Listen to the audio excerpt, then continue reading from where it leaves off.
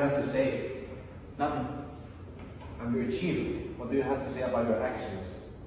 You're not my chief. You're the reason he was dead. After all the things our brothers in Africa did for us, we're doing this right now? Seriously? I haven't forgotten what they've done, but you have. Guys, don't fight your brothers. You shouldn't be doing this. Paul, I think she's right. We shouldn't be doing this right now. We're brothers. Fight. God didn't die for me or for you. He died for us and all of our brothers. So let's keep this in peace and take advantage of the opportunity here in Genesis. Okay, I guess you're right.